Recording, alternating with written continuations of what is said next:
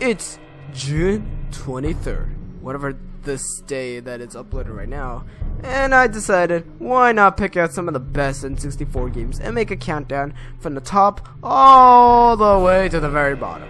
And considering the 15th year of the GameCube is coming up around September, I'm most likely going to make a countdown of the best GameCube games are on there, but that's another day. But anyways, without further ado, with all the rambling, let's get on with the top 10 best N64 games.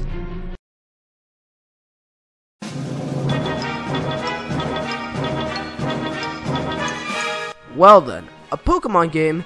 Never knew that this would make it on my list, but after playing a bit of this game like a few years ago, which was like who knows how long ago, I think that this game deserves to be on my list. I mean, a Pokemon game to be 3D just sounds a bit too insane. But while playing this game, I just feel like I was having some fun defeating these Pokemons, even though I clearly had no clue what the heck I was even impersonating like a few years ago. But I think when being a noob, it's probably one of the best experiences because it is something that you can never experience again. Aww, I wish I could be a noob at YouTube again. It was so fun being a noob. But I bet you that if you were to pick up this game for the first time, you will have some joy playing this game.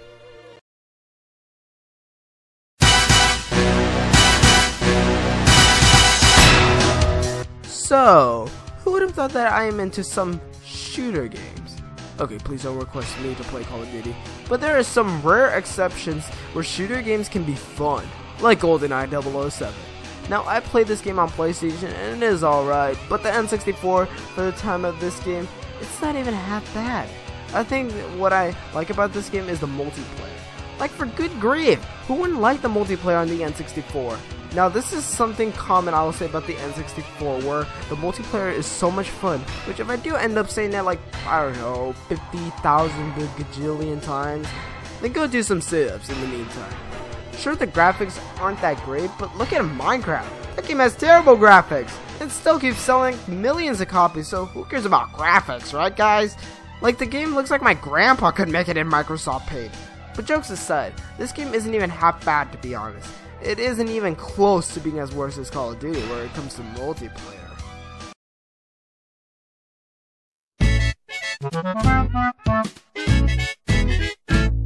Oh boy, who would have expected this game on the list? Well, for starters, this game on its multiplayer isn't even half bad.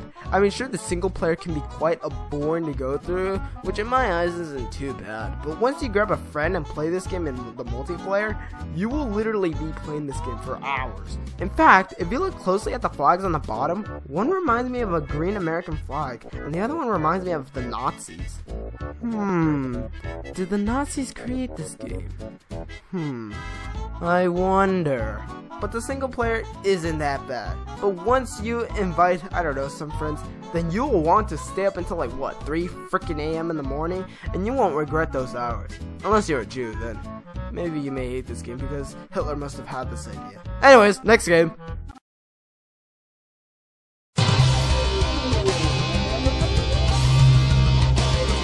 Whoa, this came by really fast. Probably because in F-Zero, everything goes at like 69,000,000 gajillion miles an hour.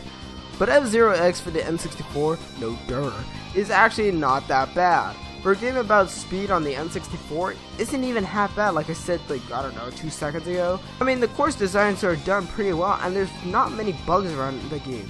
And to be honest, it is probably one of the best F-Zero games, if not the best F-Zero game that has ever been sold and played.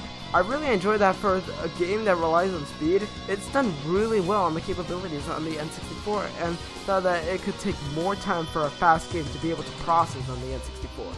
But I guess some testing must have been done and caused that this game would be born. Here, Nintendo, have a cookie.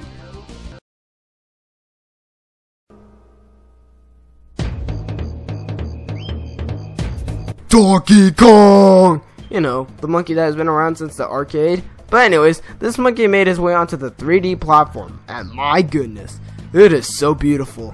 My eyes couldn't get off this beautiful game. In fact, there has been a legend that where there would be a game where it would be so attractive that it would make everyone blind to the world and that they can only see this one game. Which it hasn't came true, so it doesn't really matter. But my goodness, this game is just great. I mean, the story is done pretty well. The controllers aren't that bad, even though that it literally can feel uncomfortable to play on this freaking controller. But that doesn't really affect it much. The different characters that you can play in 3D are just done well, and to be honest with you, you have to admit that Rare did such a great job with this game, that in fact, there was some stuff like real guns added to this game during its development, up until it was removed from the game. Gee, imagine a Mario game with guns. I think Donkey Kong games would end up like Call of Duty if they continue to have guns in the games. Oh well.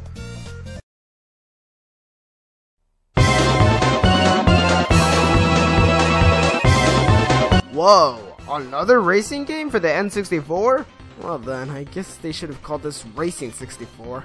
But anyways, Donkey Kong has his share of his own game on the N64. So why not Diddy? And for a Diddy racing game, this wasn't that bad at all. Make sure that it isn't the best racing game on the N64, but it doesn't mean that it's not a good game. Oh crap, I just gave a hint that Diddy Kong Racing isn't the best racing game. Everyone, I'm gonna die. Bye bye, Cruel World! But the characters in this game aren't as bad as I would have thought, and to be honest with you, I don't really care who to play as, because honestly, stats weren't much of a big deal as they are now in modern racing games like Mario Kart. Also, the courses aren't even half bad in this game. If anything, they're actually designed pretty well for the time of the release. So, more points to this game. Yay!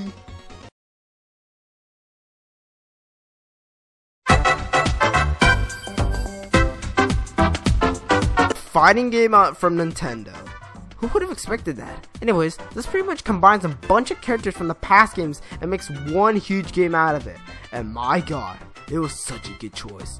The characters sure may not be as good as now the more superior Wii U, and sure the graphics aren't even close to the Wii U, and sure the controllers are not as much superior to the Wii U, but that doesn't mean that this game in the 90s cannot be done well. I mean, the most fun about this game is that inviting a ton of friends to play over it, which only increases the amount of fun that you'll end up having. All that I can say is that if you are interested into games where you can bring your friends around and you have no classic games around you, try Super Smash Bros. I bet you won't regret it. I hope.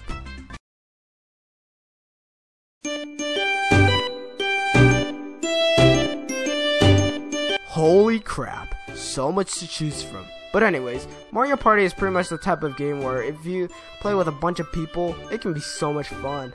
Like, now that I can think of it, this system could have been called the Get Your Friend 64 console. I wonder what this would have ended up. Nah, doesn't matter. But I think the main purpose of this game was for you to just bring anyone you want and have a blast. And my goodness, that succeeded a lot more than expected. I mean, I would recommend for you to play this game when you have a group of people around you, because all the mini games are just so fun that I don't even know how to describe them. Trust me guys, I promise, I will donate this $100 if you go buy the gold limited special ball sack edition of this game. Trust me. Yeah, I'm pretty sure you guys can trust me, right? Right?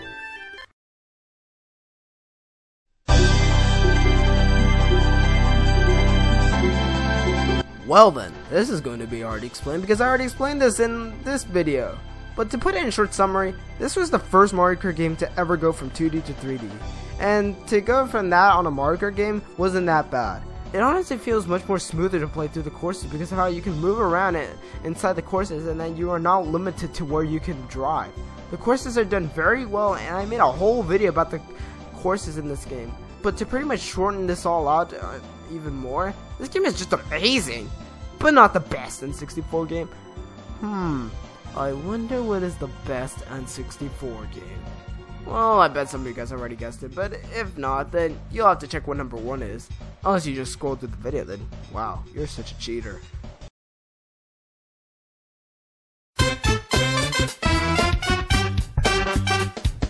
Okay, if you get Superman 64, then you are correct. I mean, the rings you have to go through, the time limit, and whoops, wrong one.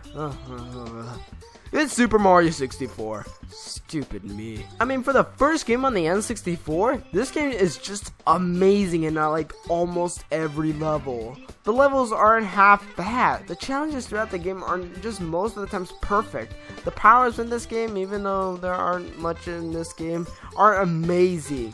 And the worst part I can think about this game is that it has so many potentials, like Luigi as a multiplayer character, which would have been freaking awesome. But then again, the limitations weren't as great back then, so I can't blame them. But thank goodness this game was so good at launch, because if this wasn't good, then all I can say is that Nintendo would have been out of this, thanks to the Virtual Boy! Sure, this game didn't save the gaming crash or whatever that happened in the 83s, but this represents a true N64 game. And I really hope they bring the style of this game onto the Super Mario Maker game.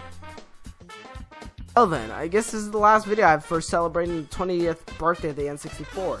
So if you enjoyed this video, then be sure to check out my other videos, and I hope you have enjoyed my videos this month. And I'll see you all in the next video. Peace out, guys, and Alec Bacon!